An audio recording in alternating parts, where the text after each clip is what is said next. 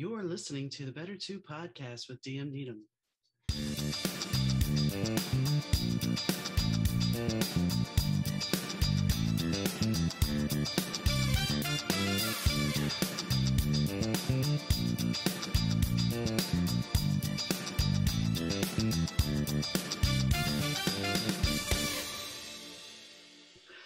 Hi, gang. Donna here. Thanks for tuning into the Better 2 podcast. Today's guest is Korte. We had a very interesting conversation about how to manage your emotions, because sometimes we get wrapped up and we are not cautious. We get wrapped up in the fear. And she talks to us about how to move past that fear level and to proceed with caution, and how caution actually will allow us to move forward in life. So I hope you enjoy the show. Hi, Kim. How are you doing today? I am fantastic. How are you? I'm doing well. I am doing well. So when you reached out, you said that what changed your life was your divorce, which that is life altering, I admit. Yeah. So how did this completely flip your world upside down? It was the final life quake, I guess, that really changed me. I had had an alcoholic mother and some things that have happened, when I was a kid. My mom died just before I met my ex-husband. And I thought he was the one, right? He was the one to save me. He really loved me. This was it. I was going to be happy with this man, and he was going to make me happy. And excuse me, a couple of, 6 years in, he's cheating on me, or no, 8 years in, he's cheating on me. And I've built 2 businesses with him. I put him through school. I've done all of these things. We had at that time 2 businesses, and I lost it all. I lost him. I lost the 2 businesses. I lost a friend. I lost a group of people that I hung out with through our business, because that's where I was all the time. We had clients of his, and because he was a chiropractor. And it was really devastating. And I said, I cannot let this happen to me again. And I was literally laying on the floor of the condo I was leaving, because I had to get out of town. I was moving from San Diego to San Francisco. And I just went on a quest. How old were you when you met him?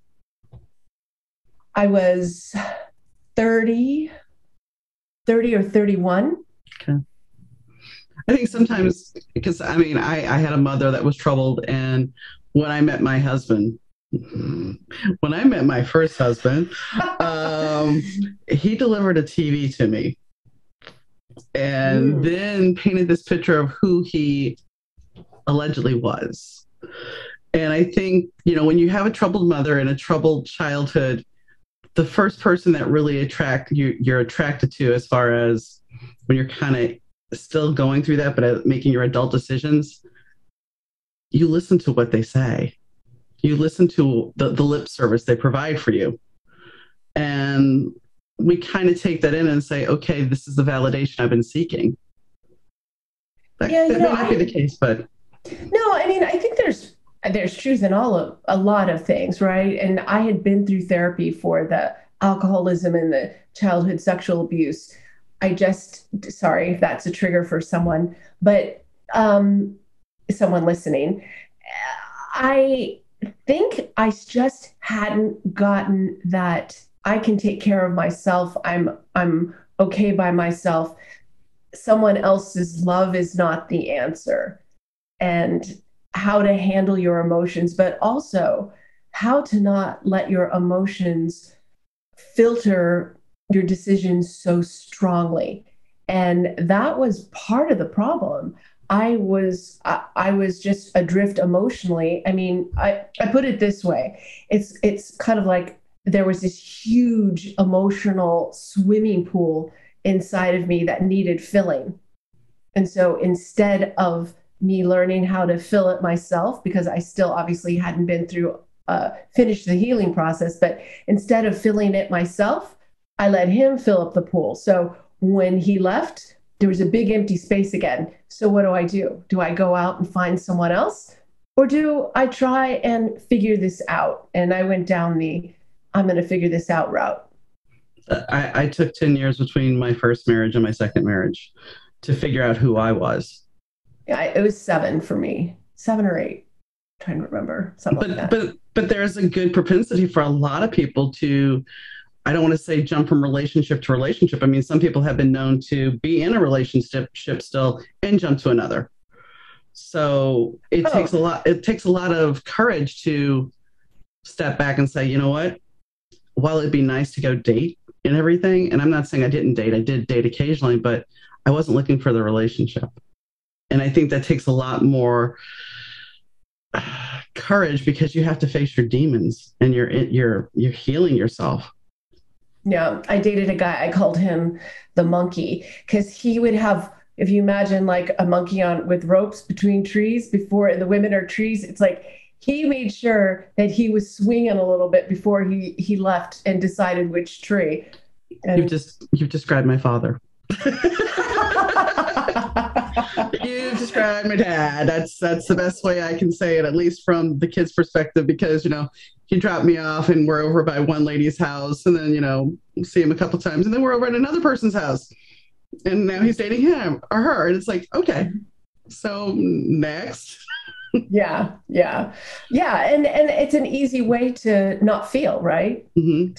To let other feelings in that you think are real. Like, and I go back and I look, one of the worst and best exercises that I ever took part in was what was my fault in the divorce? Like, where in the decision-making process of choosing him as my life partner, where did I make a mistake?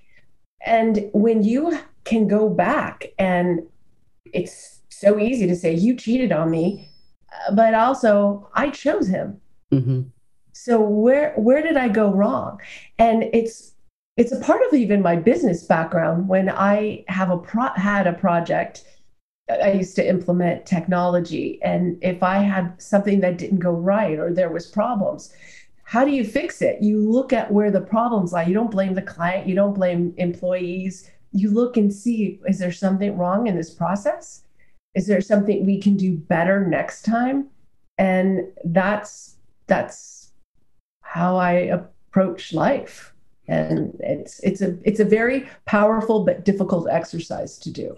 Well, it's an important exercise because so many people will sit there and blame the other party, whether it be a relationship or whatever, a simple car accident. Because I did work in insurance and I have talked about this, the very first claim I ever had as an adjuster. It was in Minnesota, and the guy had snow in the back window, and it was a parking lot, and he backed into somebody, and he swears up and down he is not at fault. How do you figure? They had the right of way. Not my fault. And we do that a lot in life. It's much easier to blame somebody else than to own ourselves, isn't it? Well, definitely tell that there was some sound issue here because we actually had to disconnect and then come back to record the rest of the podcast. So I apologize about the difference in sound or the jarring effect of it, but things happen. And with the internet and technology, it's not always flawless. So I hope you enjoy the rest of the show. Was a whole nother interference coming through. You know what? I've heard that on more than one occasion, and nothing changes in the room. So there has to be something that this mic is picking up, and I turn down the gain. The pattern hasn't changed. It's very strange. It has to be some RF interference somewhere. And we used to have that at the radio station because at the one station I worked at, the tower was right next door to the studio. So they had to shield everything with RF, RF protection. Otherwise, you would hear, if you actually listen to our playback tapes, you could still hear a slight hum. So anyway, back to where we were. I had said about the accident, and you said something about people not taking responsibility, about it being easy. So we should probably point out that we had some microphone troubles, and I've switched to my earbuds, which is why that pesky, unattractive headphone is not on my head anymore. Anyhow, I don't know if it's unattractive, but the idea of we don't want to feel bad about ourselves. It's not like we run towards like what doesn't feel good. And a part of our makeup and who we are and how our brain functions is predictive. We predict everything that we experience in life is a prediction by our brain. Even what we see is a prediction by our brain. And we predict on a continual basis, not only the brain is, not only what our body needs, but what it's experiencing. And so when it comes to what we are going to experience, people often predict something is going to be way worse or way better than it ever really is. I'm going to take this vacation and it's going to be amazing. And it's not that amazing. Or they predict, oh, this is going to be the worst trip to the dentist. And it wasn't that bad. And so if we get used to that understanding that what we predict is going to be bad, like by being at fault or by being responsible, once we get used to doing it, we find like the outcome typically is not as bad as we think it's going to be. And that kind of can help us to be more open to accepting responsibility. Plus, it just helps you to deal with reality because it's not going to escape you. The reality of he was at fault wasn't going to escape him. No, even though he wanted to talk to my boss thinking that was going to change something, but, it's one of those things. And I think, when you're talking about predictions, it goes hand in hand with expectations because we are taught to have certain expectations, that expectations that are placed on us. I think that's kind of where those predictions take root because those expectations are placed on us as children. Yes. And we continually base our lives on those expectations. Therefore, that would lead to those predictions. If we don't change them. And that's the whole thing. People forget how much power we have. The purpose of memories, and this is a part of what makes us conscious beings, is to guide our predictions, to guide our decisions, to help us to understand how we feel, what we think about something. That's what experience brings us. So we can't change our future experiences if we don't accept the experiences that exist today. Very true. Very true.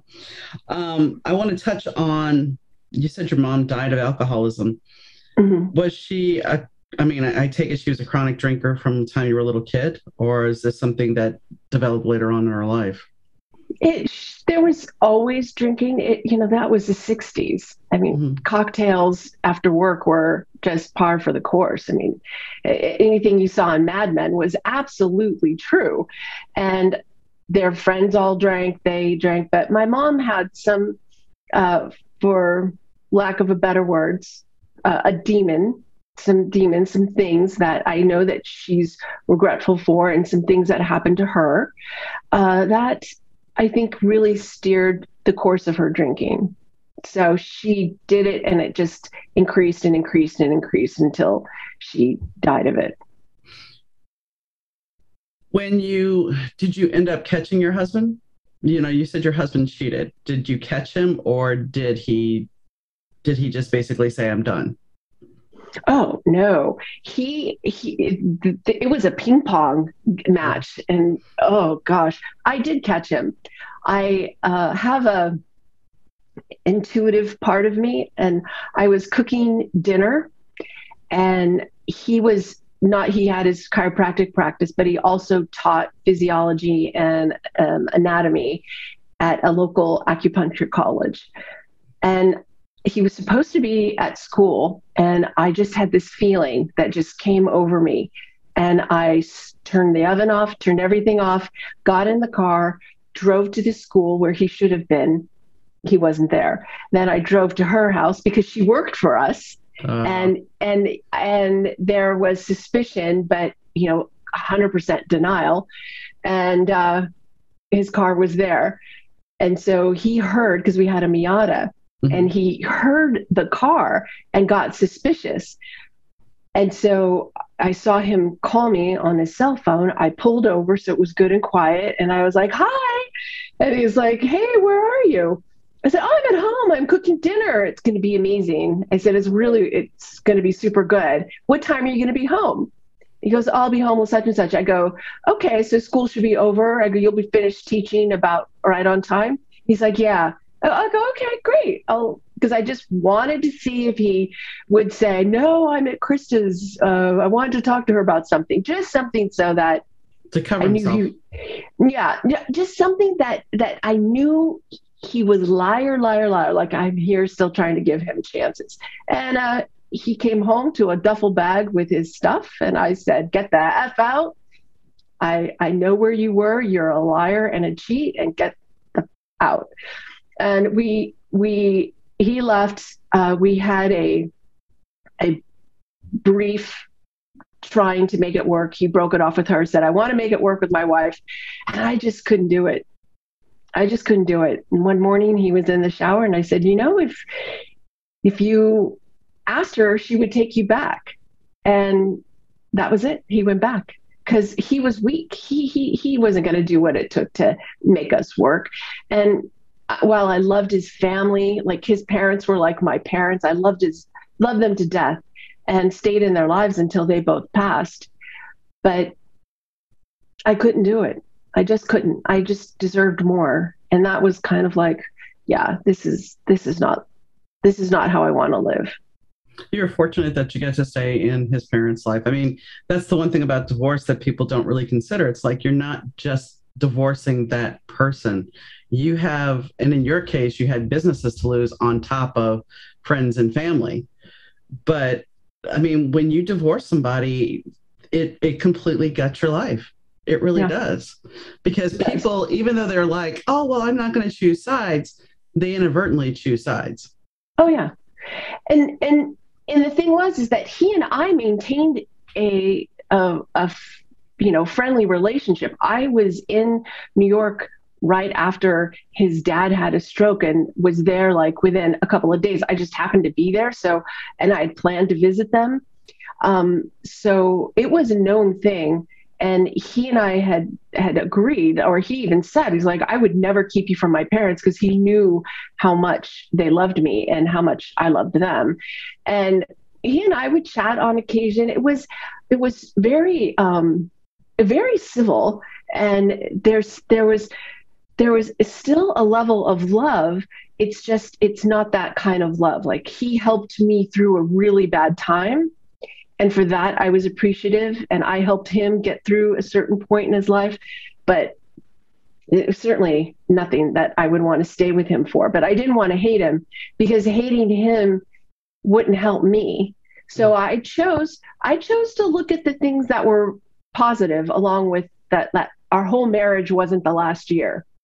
And so I chose to look at the marriage in total rather than just the last year. And I think that's a smart thing to do, because a lot of people don't. They just look at the reason for the breakup, and that's it. They ignore all the good times. Yeah. And when you do that, you're tossing away some real quality points in your life, some good memories that deserve to stick around. And everybody, don't you have friends that you were once friends with and you're not friends with them anymore, but you still remember the good times? It's just a part of that. Once you get past that hurdle of the hurt, if you stay attached to the hurt, you have a much harder time moving on in life, because you're kind of going through, in my opinion, and how it worked for me, hurt first. Because it just remains so raw. I remember a friend of mine, his mom had been cheated on, and his mom stayed single. She was bitter and just an angry person, and died young of cancer. And I thought at the time, it's like, I don't want to be like her. Yeah. I want to be a happy person. So that was why I took that approach. And, he and I are not in contact at all anymore, but especially since his parents died. But yeah, I don't regret that. No. And I mean, that's the thing. If we all make mistakes. We all make mistakes. And if you get involved with somebody and you have that relationship, good, bad, and different, it will teach you something. It gives you memories, and it teaches you something, not only about life, but about yourself. Yes. Yes. And I went on so I looked at it, this whole thing about looking at it in a rearview mirror. And I looked at the relationship and I said, we were so out of balance. Like, when were we happy? We were our happiest when we had a nice amount of time together and a nice amount of separate time. But when we were apart all the time, or when we were together all the time, it didn't work out. And running two businesses together was so stressful, so stressful. And so we victimized our own relationship. I don't know what would have happened if we would have had better balance throughout the relationship, if he still would have left me for her. I don't know, but I just know for myself, I identified that, having that balance of time and taking care of yourself, and yet taking care of yourself as a couple, was important for me. Well, and I think, you're willing to look at yourself and dig deep and figure out you. Was he willing to do that? Because sometimes it's much easier for a woman to sit there and go, okay, I'm going to get therapy. I'm going to work through my issues. I'm going to really face me. And I know this is a generalization, and I apologize to anybody that I might offend, but for men, because they are taught not to deal with their emotions, they don't necessarily want to go there. Well, and this is why I do the work I do, because there's stigmas around feeling your feelings if you're a man, or if you, even as a woman, being overly invested in your feelings. Because just like there's people who, and men and women, who ignore their emotions, there are men and women who are overly invested in their emotions, and they think that they're a fact. So if I feel this, then it has to be true. And it isn't necessarily that way. So the either extreme, and believing them to be true or ignoring them, can cause havoc. And I was on one end. Well, no, I guess I was a little bit more in the middle. But he definitely said to me, he's like, I don't want to. And I don't, the person who he is with now, she will just take him however he is. She would never make him work on himself, whereas I would have, in order for us to work. And I don't think that was a path he wanted to travel. And I don't think he travels it today. He's had his own troubles, and I would never talk about them out loud to anybody, but he's definitely had his own troubles. And it's a path I think you can say leads back to ignoring your feelings. Well, I can go back to when my parents split. Yes, I acted out. So I was about 9 years old. My mom put me in therapy. My mom went to therapy with me, and the therapist says we need to bring her dad in. My dad refused. Yeah. It didn't matter if it was going to be to help me. He refused, because that meant he'd have to face something. And after he lost his second wife in Katrina, he was drinking a lot, and he still refused to go to therapy. Still refused. And it was interesting because he said something the other day in a text to me a couple of weeks ago, and it was something tantamount to how I chalked it up was, tell me you're an alcoholic without telling me you're an alcoholic. Because it was about how he would have more money to have retired had he not been out drinking every night. And it was kind of like, okay, tell me you're an alcoholic without telling me you're an alcoholic. And granted, he was a functioning alcoholic, and he would never own it. And he doesn't drink now. And he didn't drink when I was little, except for a beer occasionally. So he had the ability to stop. He just enjoyed he enjoyed the escape from his feelings. Yes. Yes. And there can be a lot of problems from that. And there's not just on a personal relationship, but even on a global basis or in an organization, when you ignore the emotional culture, or when you ignore the actual facts as they exist. Like, I had snow on my rear window, which caused this accident. It's called willful blindness. Mm-hmm. And willful blindness has caused a lot of troubles. And there's a book written by Margaret Heffernan, and she talks about the example of this woman who was a female doctor who was discredited. This was after World War II. And, she wasn't taken as seriously, but she had a lot of evidence that x-rays were causing deaths of newborns and stillborn children, because back in the day, they used to x-ray your foot before you had a shoe fitting. They x-rayed pregnant women. They x-rayed everyone. And she's like, this is why all of these children are dying. It took, I think, till the 80s, until I think early 80s, for the doctors to say, oh, okay, yeah, she's right. And it changed everything. But how many died in the meantime? Because guess what would happen? If you would have stated at the time, oh, we've been irradiating these fetuses and it's creating dead babies, what happens? All of a sudden, you're a baby killer in your own head, or maybe in the eyes of the public.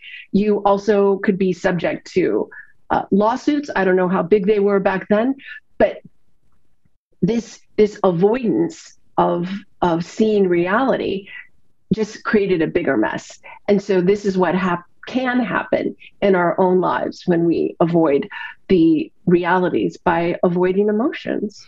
Well, and that being said, you can take that to a corporate setting, because I remember when I was a supervisor and one of our offices was so inundated with claims that they gave them to us. So we are now working much harder. The adjusters have a lot more on their desk, and some morale drops.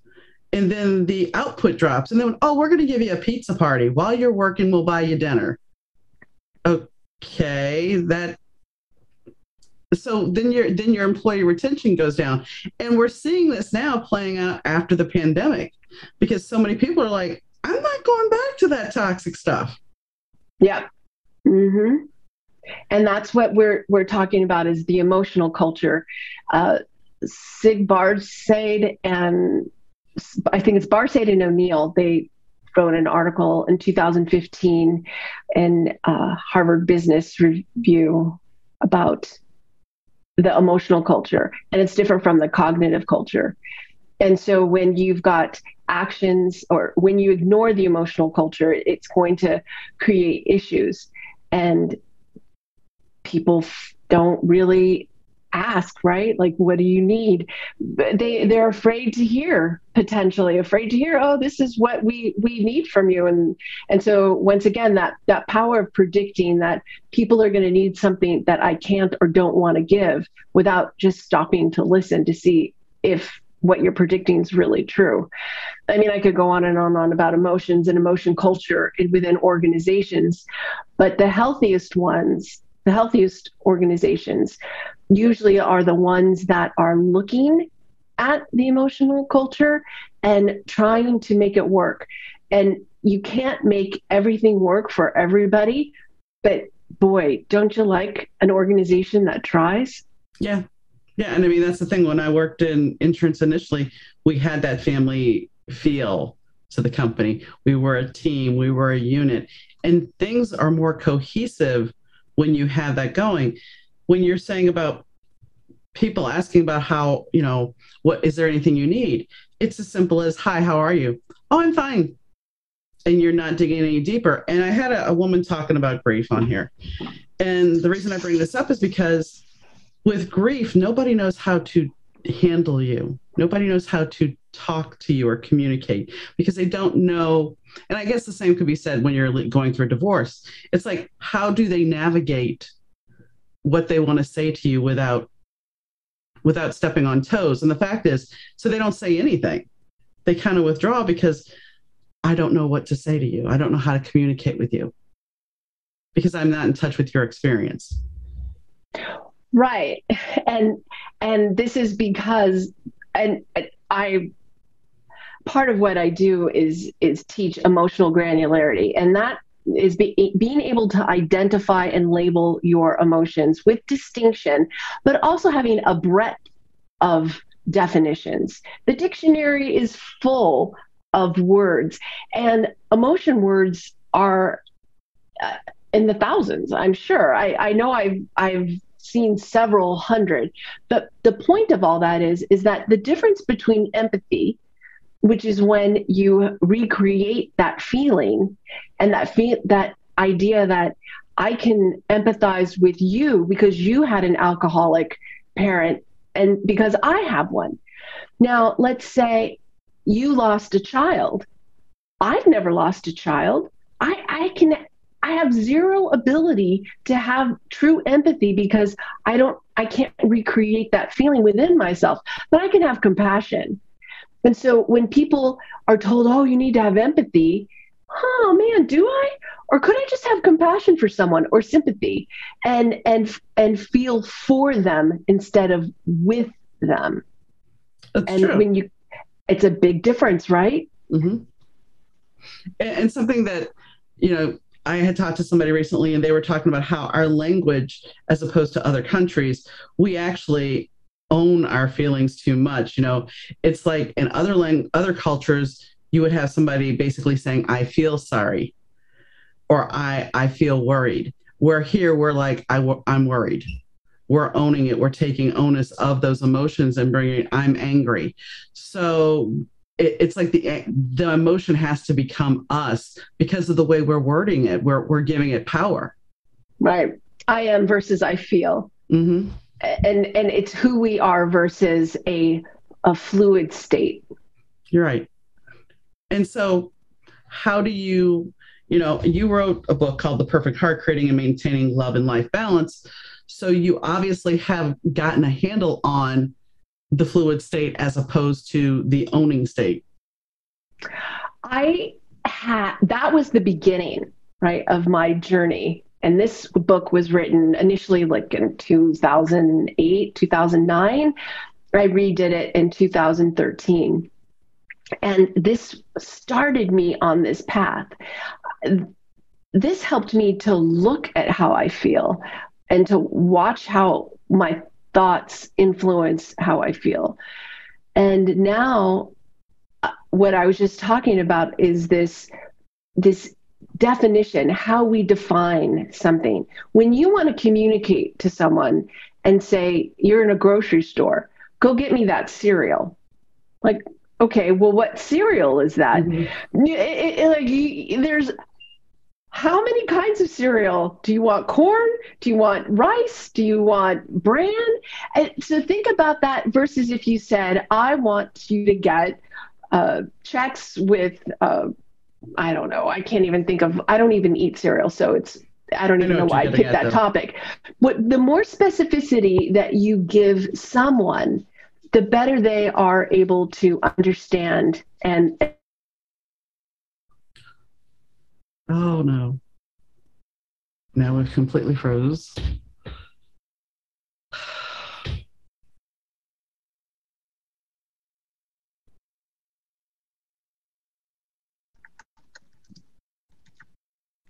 Hi, I don't know where I stopped. You're muted. I can't hear you. You're muted. Oh, there you are. You were talking about you don't know why you picked cereal, and then my internet dropped. So there we go. So why don't I start answering the question again? Okay. So you asked the question about being fluid, mm-hmm. right? Mm-hmm. Yes. Okay. Now I have to think of what I was saying. You're talking about somebody going to go get some cereal. Yes, but I was trying to think of how I introduced it. So fluidity is more than just the difference between. Are you there? You're lost again. I can hear you, but that's it. And I got a feeling you're stuck. You're stuck. Oh, the internet. Are you still there? No.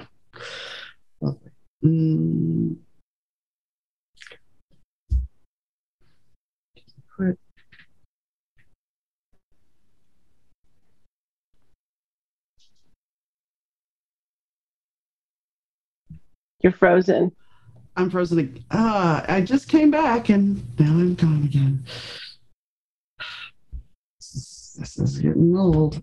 Can you hear me? No. Can you hear me? Now I can hear you. Okay. Hopefully, I switched to my hotspot. Hopefully that works. Hopefully. It's the wind. I'm telling you, we're having like 60-mile-an-hour gusts. Where are you? I'm in Harvard, outside of Chicago, about 80 miles. Yeah, so. You guys are known for wind. But it's not really about wind. It's about the wind. We're called the Windy City because of politicians back in the day.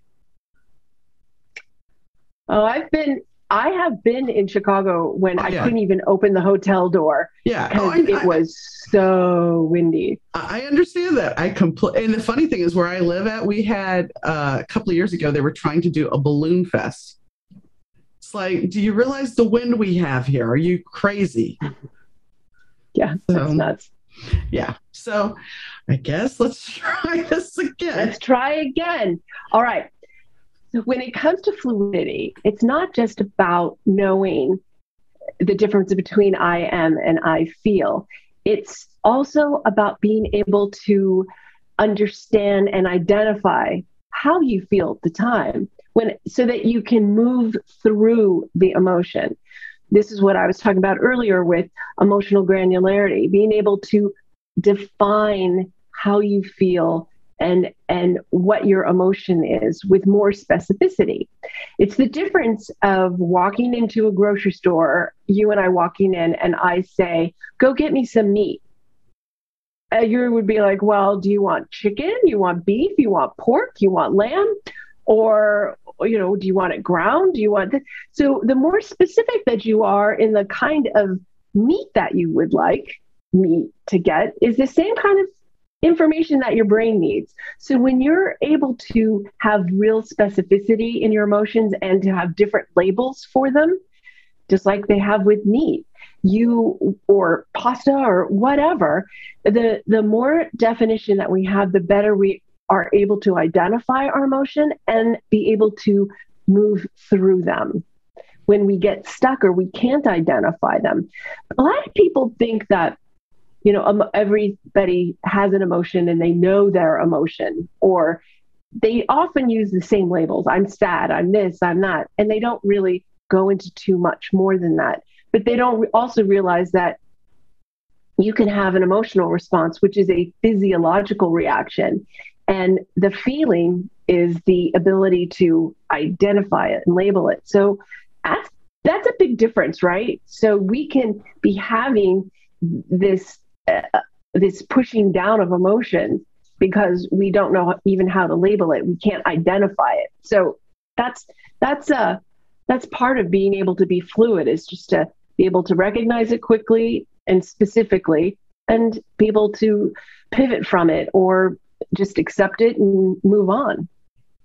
So I have a question for you about fear, because fear is an emotion that will stop you in your tracks. So how do you get people that are stuck? Because I'm sure as you were on the floor, before your big move, I'm sure there was some fear there. So to be fair, I had a skill set that I knew. I was moving up to San Francisco. I used to live in San Francisco Bay Area. I'd been born there. And so fear wasn't the thing. It was the loneliness that was getting me. It was I'm doing this by myself. I'm leaving my home, like all of those lonely change of life, I wasn't afraid of the change. I just didn't want to do it. I liked my life there, and I eventually came back. But you brought up a good word, and if I could just go a little bit further with it. I was meditating, and it was like an angel just spoke to me and said, move away from fear and towards caution. If you think about fear, I remember standing on the edge of the Grand Canyon and just being panicked, right? Like I'm going to fall off, which of course I wasn't. There was this stuff. But so that's fear. Caution is when you move towards something slowly and you're careful about it. Fear is a red light. Caution is yellow, meaning you move through it. So fear is a necessary thing if there's an imminent danger. I like to talk about this example of I call it the Care Bear, because my sister Carrie was afraid of everything. And I said, look, what if we were camping and we put our food up? Would you stay awake all night wondering if a bear was going to come in the campground?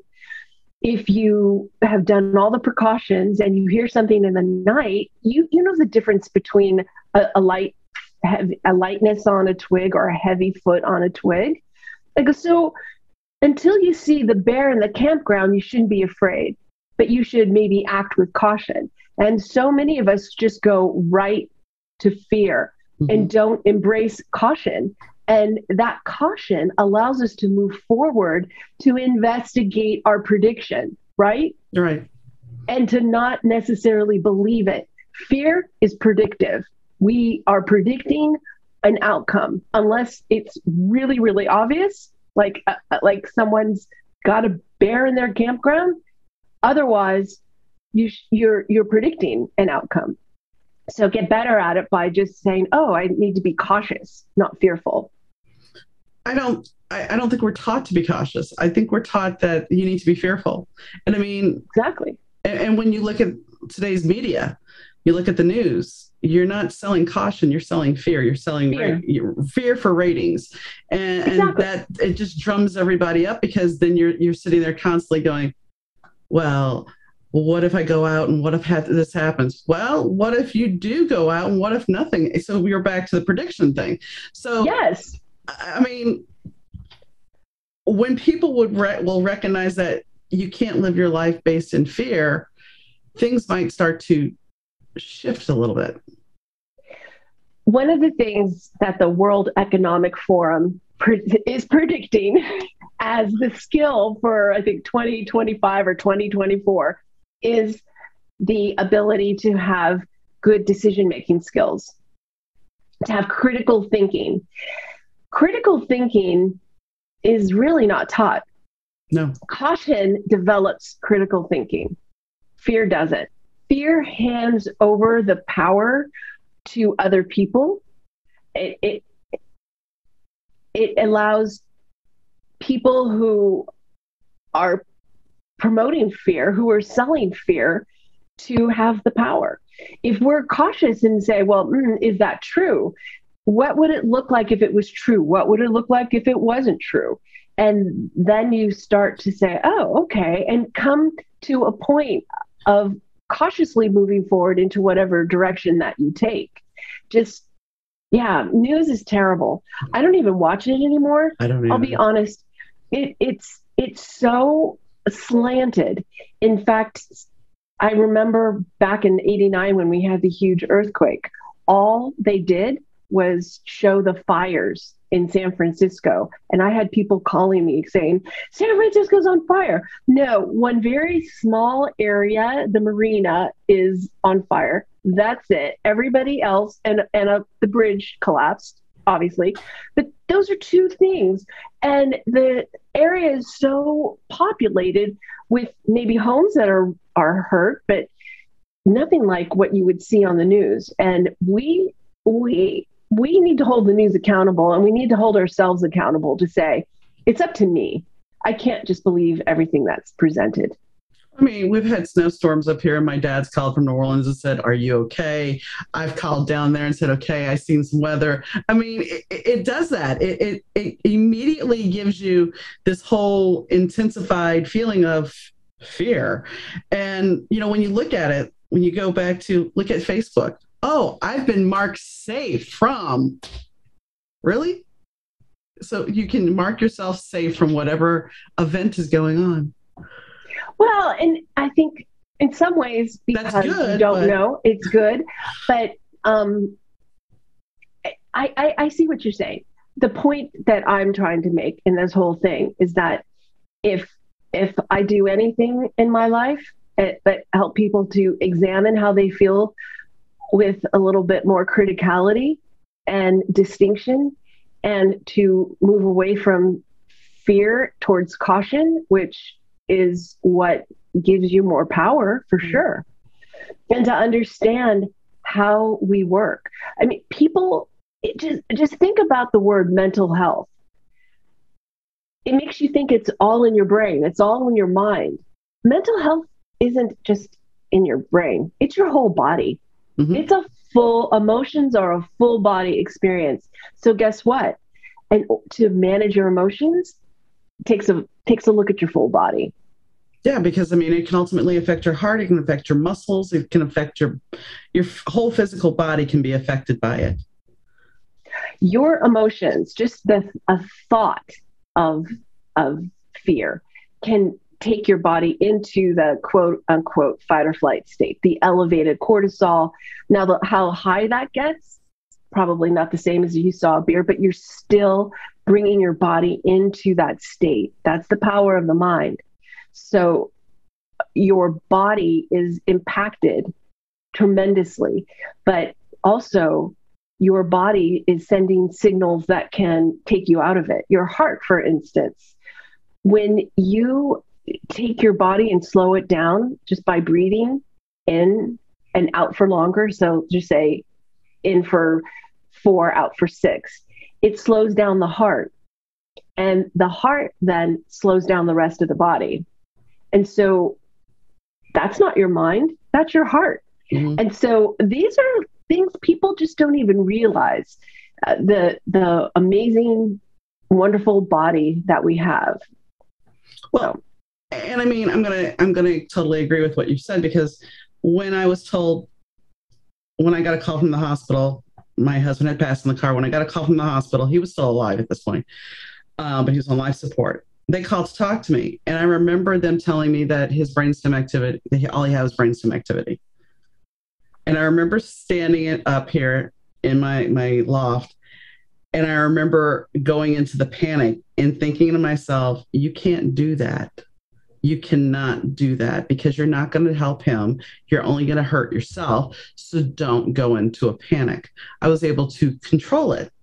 But here's where I'm going to agree with you. So after all is said and done and he does pass, I go see our primary care doctor, who is a lady.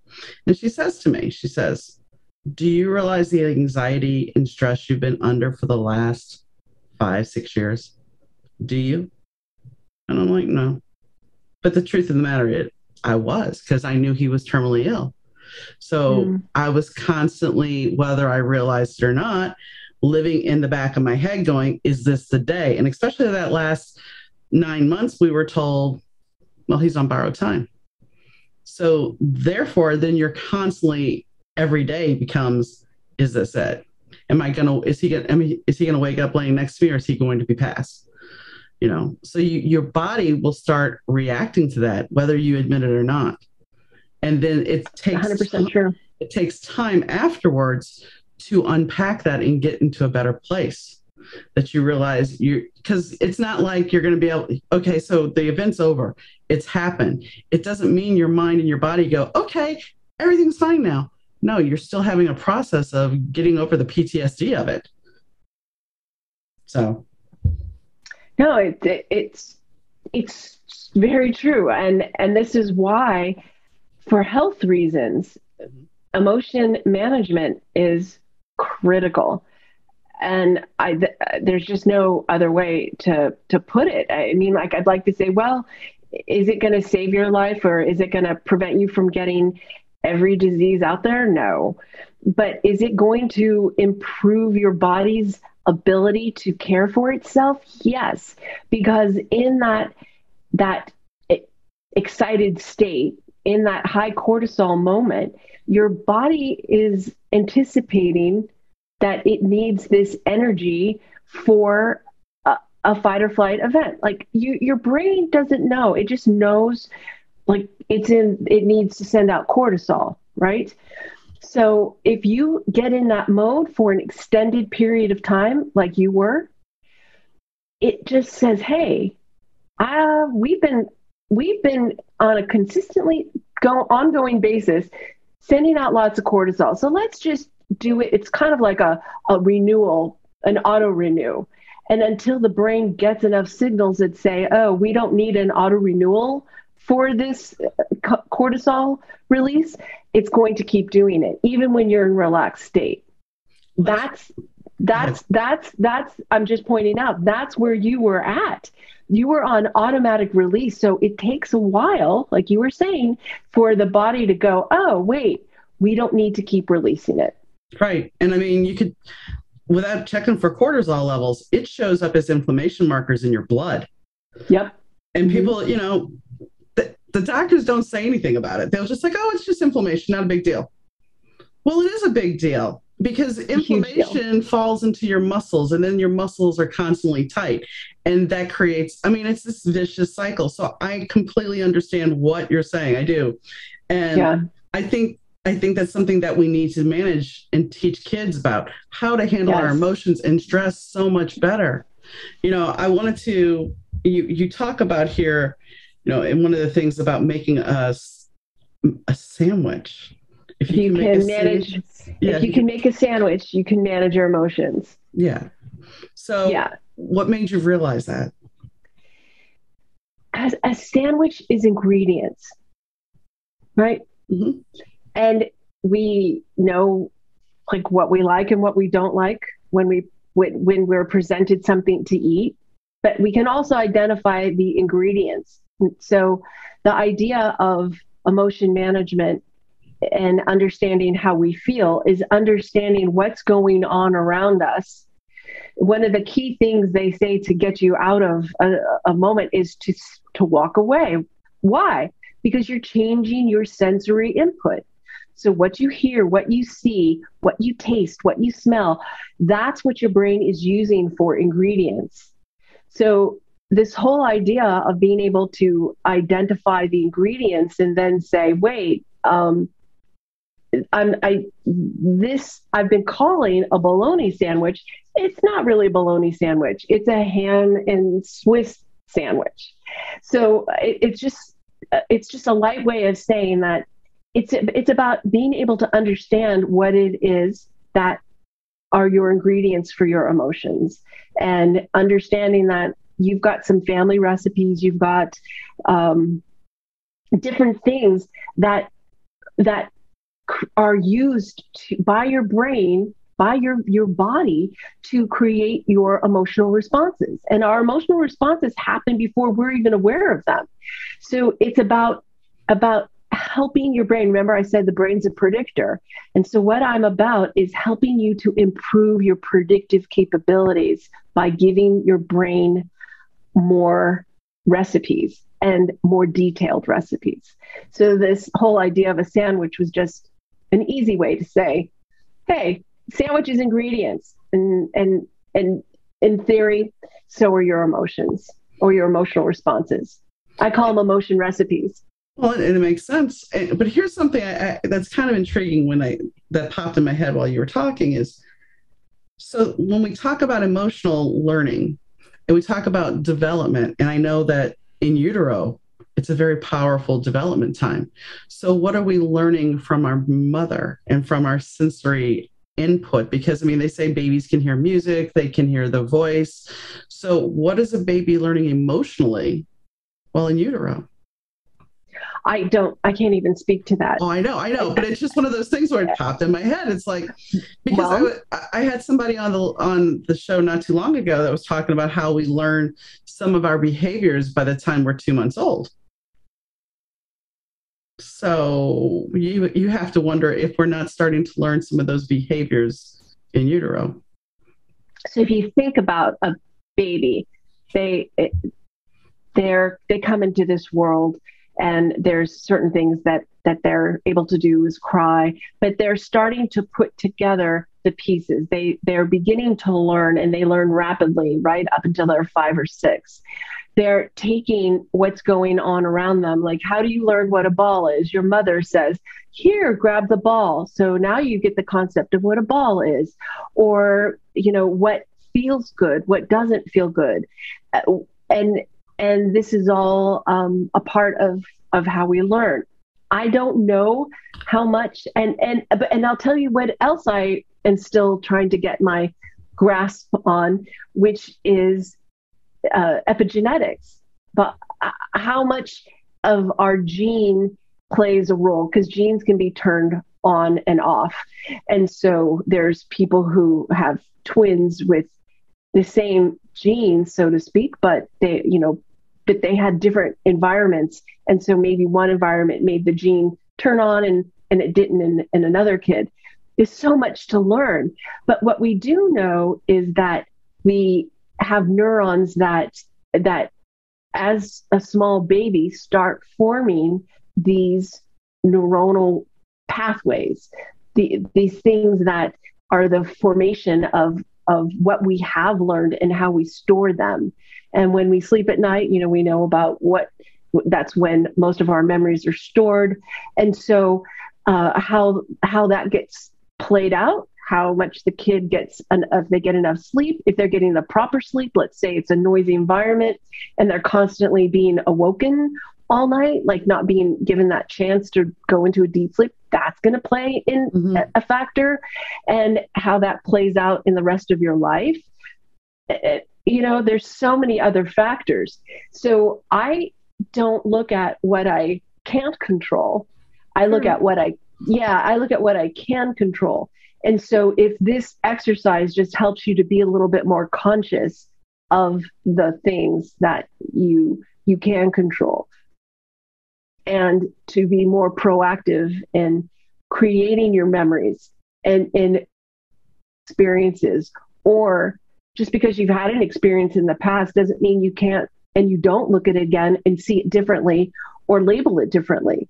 We have that ability. A memory doesn't have to be static. We can go back to that memory and observe it from a 360, just like I did with my marriage. I didn't get to that point where I forgave him for everything. In the beginning, gosh, I hated him. So, we have so much capability. It's just trying to bring it alive. Yeah. Well, I mean, we have the potential to reframe things and I don't want to say make it more palatable, but we do have the critical thinking to be able to do that. And I didn't mean to put you on the spot about the in utero thing. That was something that popped in my head, because you also have to look at, and I've talked about this before on the shows, because you also have to look at your parents and the generational emotional traumas that we've had, because your mom, like you said, she had her own demons she was dealing with. You may never know exactly what she went through. And then again, you might, and I'm not asking you to divulge that, but no, I appreciate that. We don't always know what they went through, and they pass that how they learned how to handle their emotions onto us. And this is where compassion comes in.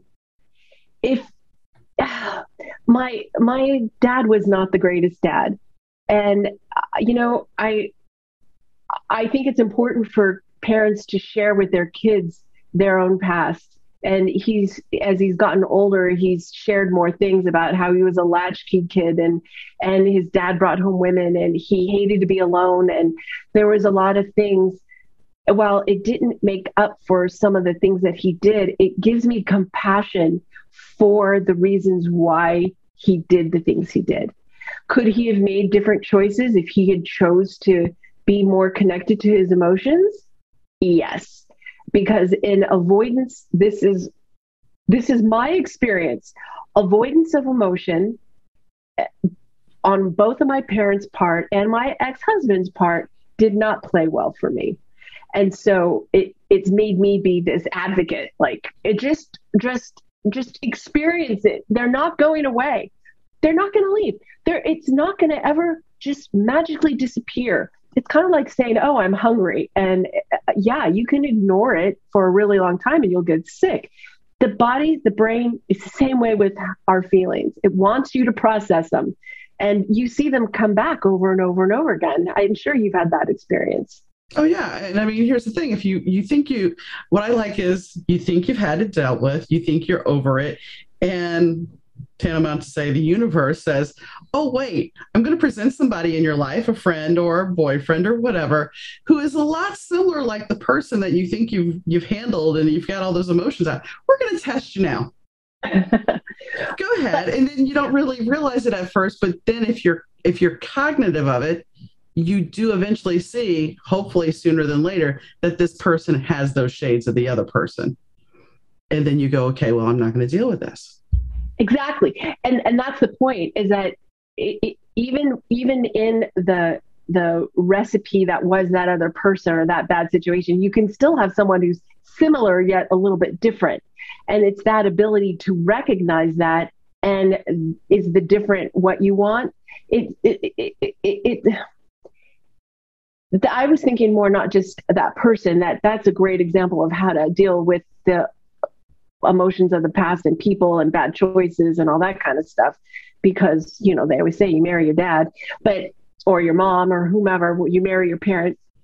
But I'm talking about that the loss of somebody, or like my divorce. If I had pushed down and never dealt with the feelings around my divorce, they're still there. Yeah, they don't go away. So that's like trying to push. How much energy does it take to keep that door shut?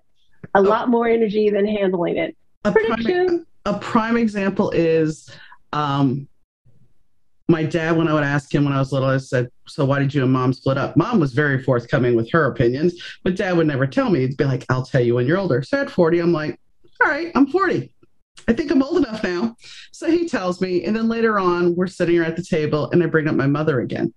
And my husband was there sitting between us, and he watched me turn into a 9-year-old as my dad turned into the angry man about my mom. And it was something simple. It wasn't anything really personal, but immediately he went to the anger he had when they were married near the end. And it was just like, and yes, I went right back to where I was in that point. So I thought I had dealt with a lot of that stuff, but obviously I hadn't at the time. But he does not. I mean, if I bring up my mother to this day, his anger will come. Have you ever heard of hyperthymesia? No. So hyperthymesia is a condition where we have all of our experiences somewhere in our brain. People with hyperthymesia, they remember every detail. Like, we remember bits and pieces. They know every detail. They can tell you on what day, who was there, what the weather was like, kind of Sheldon-esque, but they also have the memories associated with it. So I like to think of, with the Freud's Brainberg, the iceberg. And then I think a lot of the stuff we think we've dealt with is more like up here. And there's little bits of neuronal wiring that go whoosh and come right up from our watery depths. And yeah, I don't think we ever fully get through everything, but we can do our darndest, right? And I do have a bad propensity. I've had friends that I'm like, do you remember this? And they're like, no. And I can sit there and lay out details to them, and they're like, well, I don't remember. And because it was more impactful for you. Right. And it's like, for me, it's like, I remember these things, and I can go back and specifically say things, and they don't remember it. It's just like, okay, I know I didn't live this by myself. But, yeah. Like, well, hyperthymesia is different because it'll just come out of nowhere. You should look it up. It's a pretty interesting condition, and and I think they call it ASAM too, but it's hyperthymesia. It's the exact opposite of amnesia. You forget everything. They can't forget anything. Anything is pretty broad. How do I say that? That's a curse. I mean, it's a blessing and a curse all the same time. Well, as long as the memory's good. If it's bad, then what I read about is you can get stuck in it, and they'll get lost in their memories because it's almost like watching a movie versus where we get bits and pieces. They'll get like the whole scene. Well, speaking of memory is, when my dad did reveal his truth about his version of what happened, I had this whole butterfly effect thing, because then my memory had to be skewed to fit his narrative into that. And then it took so then I get the anger from my mom, that I'm angry at my mom from my dad. And then about 6 months later, I sat there and I thought about it. It's like, there's some truth in both sides here. They both painted the narrative to fit their needs. So there's some truth in their middle ground, and that's where you have to be. You can't be angry at her. You can't be angry at him. There's some truth in the middle ground. And accept it and move on. Yeah. Yeah. And I always ask, like, what is truth? Mm-hmm. In my whole investigation, or I'm taking a course on consciousness, and we are different from AI because we have perception of who we are. Like we wonder, who am I? We are able to look and see something. And for instance, your jacket is red. Someone else, will say, oh yeah, it's red. But exactly what that red looks like for you or for me, I don't know. Right. So we each live in our own perception of what our world is. And it's a fascinating thing when you really think about it. So truth in your mother's memory and in her perception of the event, and the father and your father and his perception of the same event, just like a car accident. Mm-hmm. Somewhere there's truth, but I don't know where truth ever really lies. I don't think there is truth, to be honest with you. No, and this ties back to, you said something about AI, and the thing I've been seeing a lot in ads on Facebook and Instagram is subscribe to this AI and it can write your blog post. It can write your internet content. And I'm just like, okay, so we're going to take this to a whole different level then, because you're taking emotion out of it. And then one of them said that this bot has searched the internet, like 91% of the internet, so it can give you the content you need. And I'm just like, so we're just going to farm out information and it doesn't matter how it is. It's just going to be artificial.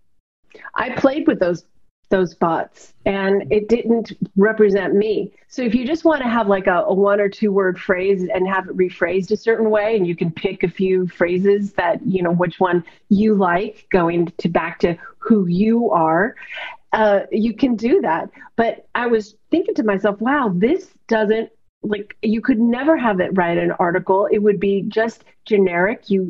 It's not going to be you. That's why I've never done well with social media managers. I don't subscribe to anything to me that is generic, and they have to write something that is extremely generic. But they can't truly get the essence of me that I'm trying to communicate. No, and I mean, a great example is when I worked at my first insurance job, they decided that we were going to try this new software program for left turn accidents. Now, what this meant, this was the late 90s, actually it was the early 2000s. And what this was it was basically when you did your recorded interview, you had to go through the program because the AI was going to be better than the insurance adjuster. Okay, fine. I can't tell you how many claims that I had go through. I think there was at least 10 of them that there was not the questions that needed to be there in the program. That me as a human with critical thinking could sit there and go, okay, this is the way this is supposed to be. This question's not being allowed because it was determining the percentage of liability for the insured and for the claimant. But if the questions aren't there, it's not really giving you that determination. And don't you think it's kind of the same way now using AI to pick candidates for positions? It's in their effort to not be biased in picking someone, they're actually creating a different kind of bias. Mm-hmm. And if they would just improve their picker, I mean, or improve, I think there has to be another way. Like you should be able to blindly pick somebody based on a resume that you get a feeling from how they word things. You get a feeling for, what their background is, instead of just someone looking at words and looking for certain key phrases and having to pay somebody to write the key phrases so that those bots will pick it up. It's awful. I think it's terrible. Well, I don't like it. I have said many times, like, if you took a candidate and the candidate, instead of spending all that money on political ads, if they took that money and actually helped people, helped the poor, helped do things in the town that they're trying to run, or don't you think the word of mouth, especially with social media, don't you think the word of mouth would trump any money they would spend on political ads? And the only reason I'm going to say that's a problem is because social media can be used for the contrary. I know. It was so funny. Do you watch The Voice? I do not watch The Voice, but I had somebody on the show that was the first runner-up, and he told me some backstage stuff about The Voice. But go ahead. Really? Oh, I'd like to know that. Okay. The thing is that this trio, excuse me, this trio won The Voice, and people went on. It was announced on Twitter, and so I just thought, I'm going to look at, like, what are the responses. And there were people who felt this one little girl, she was 14 years old, she should have won. This other thought the one who was in second place should have won, and all of these opinions about it. People have a different taste in music, right? So it's how the quote unquote votes come around. Yeah. And I use that quote unquote because I don't believe. But anyway, the responses were so ugly. Mm-hmm. Not instead of, this is not my taste in music, but congratulations to this trio whose father is critically ill. Instead, there are just lots of ugly, ugly things. And I thought, I'm going to get some like super ugly, ugly face. And I am just going to like put that face as a response to everybody who writes something ugly. And I thought I would be on social media all day long because people say such ugly things. And I thought that would be an interesting thing to do. Just tag people ugly, like just have a bot with a hashtag ugly. Well, see how many millions of responses or comments that I have to put in SM. Social media would be awry with me. They'd hate me. You make a good point because, here's the funny thing about this. We claim to be such a woke culture now. We claim that we are going to do injustice and we're, but yet we have ageism out the wazoo. We have sexism out the wazoo. We have, there's racism again. And then there's, yes, I don't like what you said. I don't like the song you sang, so I'm going to say it's bad. There was an author who posted about a review on Goodreads. Somebody gave her a 1-star review. Not because they read the book, because they didn't read the book. They just didn't like the genre it was in. Yeah. It's a big word, right? Yeah. I has become one of the biggest. In fact, the dictionary, they announced the word of the year. I think that the word of the year should be I, because people are so focused on I, what I'm not getting, how I am abused or misused. I didn't get my person, so everything else is wrong. If it's not going my way, it's not right. And it doesn't make any. I don't know how we got here. I mean, I guess the keyboard has given us this undeniable power.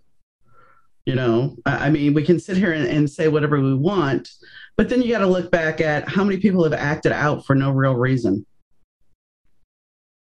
Just because they wanted to get their 15 minutes of fame. And they get. Mm-hmm. If you look the fact that people who are on social media, the term influencer, there's a lot of people who were never thought to be famous and that are now because they get moments of fame and they capitalize on it. So they have to just amp it up higher and harder every single time. And how do you finally step back from that? You're at a certain level. When do you say enough is enough? And there's another word that besides influencer, thought leader. We have to have a thought leader to lead our thoughts. Why? I mean, I have had people that are like, I'm a thought leader. It's like, yeah, okay. What exactly? Isn't that kind of like a cult leader? Yeah. Yeah. I mean, it's like, no, I get it though. I mean, that's the thing that you have to question. If someone is sitting there saying a thought leader, it is another term of cult leader. And yes, I said it. I will own that statement. It's true. You said it. But if you don't want to own it, I'll own it. It is true. No, because I can own it. You are sitting there saying that I am going to lead your thoughts. Well, that's what a cult leader does. Okay, so I'm gonna bring it, since we're having all these real big open conversations here. Boy, this is a long podcast. If you think, and I'm fine with this, if you think that that's bad, I say we have handed over our thoughts to other people. Mm-hmm. People don't think for themselves. And when you see people who are going, all right, I'm going to be a thought leader, I'm not saying that they're trying to be a cult leader. I'm saying that people are handing over themselves to other people. They have no self-identity. So they find their identity in other people instead of saying, this is me or this isn't me, or I want to learn more about this because I want to see like where, if it resonates with me, if I can make another connection in my head with this, like, I want this information, not to like, yes, like I'm going to bow down to, all of these people that they end up making so influential in their lives, not critically thinking that, oh, well, the opposite of this isn't good. And whether it's Brene Brown or Simon Sinek or Tony Robbins, major thought leaders, right? Mm-hmm. You still have to think for yourself. Right. Oh, and I totally agree, because it's like when you look at somebody, I'm going to name Joel Osteen. Joel Osteen, you have people that say he is this guy, he's a wonderful man, and he's a thought leader, he's a member of the church. But yet when Houston was flooding, he didn't want to open his church. And yet how much of a mansion does this man have? Is he really doing this because he's a man of God, or is he doing this for a buck? As far as, and the thing about it is, some of these thought leaders will scream narcissism. They will scream narcissism, but yet if you are leading people's thoughts and telling them how to think, what kind of ego do you have to have for you to be in that position? Well, you've heard that absolute power corrupts absolutely. Yes. And I'm just going to say that they fall into the trap of being human. And it's without anybody there to give you a stick instead of saying, hey, this is just not cool. I don't know the story about Joel Osteen, but let's just say if I was there, I'd just be going, what the heck, man? Open up. I mean, people need this. Like, why would you not? And hear him out. Or the people who, like, for instance, I'll tell you my pet peeve, Tony Robbins getting into vitamin sales. It's like, and I think he's into Bitcoin and all this other stuff. And it's, I can't say for sure on that, but I just remembered hearing something other that it had nothing to do with his core, who he is.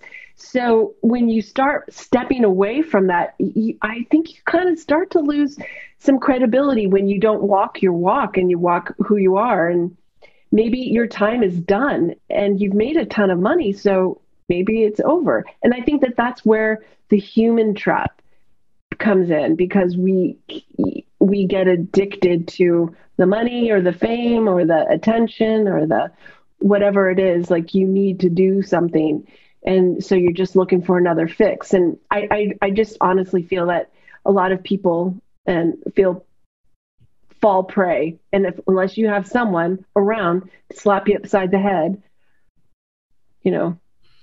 it's going to be hard. There's something you were saying about credibility, and it reminds me of a song, Don Henley song called "The Garden of Allah," and there's a line in there where it's basically about the devil, and he's like, "I'm an expert witness because I say I am."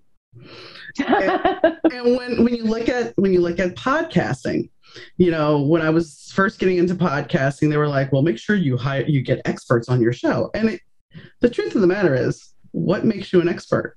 Well, some people are like, well, if you were divorced, then you're an expert on divorce. Really?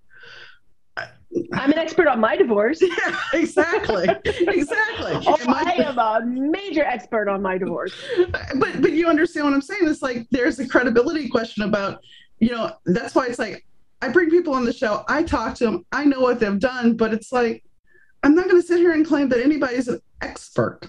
I'm not asking for your degree. I'm not asking. But when you're following thought leaders or influencers, are you really knowing their background? Are you just going, oh, well, that sounds right, let me do this?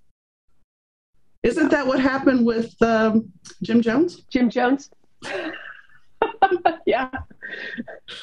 There's a few out there. And we're not calling any of those people Jim Jonesers, but no. We're pointing out the need, and you're reinforcing what I'm trying to help people develop, is that ability to think more critically. And there's a process that I've seen and I use that works really well for me, but we have to be able to, in my opinion, if we are able to connect to how we feel, because how we feel has been said by many a neuroscience expert is the filter for how we think and behave. If even the most thought out decision you've ever made, in the end, would you say that you did it because it felt like it was the right decision given all of your options? Most people would say yes. So getting in touch with your emotions will help you to be cautious, being more connected as you can be. I am in a constant state of trying to define and redefine. And as a human and an imperfect human, I'm never going to stop, because it's a great way for me to refine who I am when I know what I want and what I don't want. And that, to me, is the greatest amount of awareness that I can get consciously and hopefully influence my subconscious. True. And I want to say this because, and this is going to sound a little odd, I think, but when you think about, when you think about the person that, and you've heard this before, the person who went in and did something just horrendous, well, he had nothing else to lose. Is that because in his mind, he played out the scenario and there's nothing else for him to lose because he has given control away. So therefore he has nothing to fall back on and look at. It's the same thing with suicide. My mom did commit suicide. So it's like in her mind, there was nothing else to lose. There was no positive. So this is the way to go out. So I think if you can continue with your conscious thought to try to remain fluid in that this is just a moment, you can move past that. It's when you get to this, dare I say, all or nothing thinking, and you get to that nothing, that is not true. That is not true. It is only the illusion of nothing that you end up with the problem. Yeah. It's the focus, our mental camera. We're all the great photographers of our lives. Mm-hmm. and it's what we focus on, right? Yeah. So if I want to focus on everything that's bad, guess what I'm going to see? You're going to see everything that's bad. Have you ever looked for a new car and you said, oh, I think I want a Tesla. And then all of a sudden, I say Tesla because I think it's a beautiful car. And so all of a sudden, that's all you see out in the road. Oh, there's a Tesla. Oh, there's a Tesla. Oh, there's a Tesla. Because your mind has now been told, oh, okay, we're looking at Tesla. So here, Kim, here's a Tesla. There's a Tesla. There's a Tesla. I'm just saying, it's a pretty cool thing. We have this brain. We just don't use it. Oh yeah, always as much as we could. And when I talk to people about manifesting, it's like, you can sit here and say, I want an Escalade. Okay, that's fine and dandy, but you better make sure that you say, what kind of Escalade? It goes back to your cereal and your meat, because if you're sitting there saying, I want an Escalade, okay, guess what? I got you a 2007 Escalade that's got some major front end damage. Is that what you wanted? Yeah. You got your Escalade, you better be a little specific. And it's the same thing. I mean, you may want a Tesla, but if you don't have the one in your mind about what you want, it's even better when you can visualize what you want and focus on that. Specifically. Yes. In specificity. Yes. Yeah. I could talk to you all day long, because this topic is an endless topic, right? Mm-hmm. And if I walk away with nothing else from this time, and for any of you who are listening, is that you have so much more power than you realize. And if you do nothing else, if you step back from fear and move towards caution as just your very first step, then I would be grateful, because caution gives you room to think. And on that note, I think that's the perfect way to wrap this up. So I thank you for your time, Kim. I thank you. You're wonderful. I appreciate this opportunity. Thanks. So the conversation with Kim, it took a couple of different turns, and turns that I don't think either one of us were expecting, but it's something that I have thought about quite a bit. Thought leaders, that has been, something of interest for me, because what qualifies somebody to be a thought leader? And as we discussed, there are some downfalls to it. Now, if you like some of the people we named, this was not disparaging on anybody's part. It was just a conversation, and please do not take it that way. But we are trying to analyze things. But they're also, when you look at, I liked her theory about managing. If you can make a sandwich, you can manage your emotions. Because when you think about it, you do know the ingredients you want on a sandwich. You know what's going to go into there. And if you are not so reactionary and you learn how to manage your emotions, the one thing she said that we didn't touch on this podcast is, in a situation that if my husband was upset with himself and I came in to check on him and I knew he was upset, I would leave. Instead of being reactionary, I chose to leave. And I think that is a better way. And it wasn't that I left the house or I left the relationship. I just left the space. I left the room so he could deal with what he was dealing with. And sometimes I think that's kind of key, that while we want to help somebody else, we can't always help them if they're in their own experience. Sometimes we have to let them navigate their waters before we can come and join them. So I think Kim offered a lot of value and information to help us try to unpack our emotions, see where we need to be, reframe our thoughts if possible, and to have a way out of fear and to step into life being cautious. I think that, if we can all find a way to critically think that the sky isn't falling and not getting caught in fear, we're going to succeed. We're going to be able to achieve what we want. And we're going to be able to take each day as a gift and keep going. And on that note, if you want to be a guest on the podcast, have a comment or a question or a concern, please email me at Donna, DAUNA, at better2podcast.com. That's Donna at better2podcast.com. If you want to catch up on the episodes, you can find all our episodes at better2podcast.com. On there is all our social links, so you can follow us on Twitter, Instagram, Facebook. We do have links. And if you want to support the show, there is a Patreon page. So on that note, I thank you for your time. I thank you for tuning in as always. And I'll catch you next time, guys. Bye.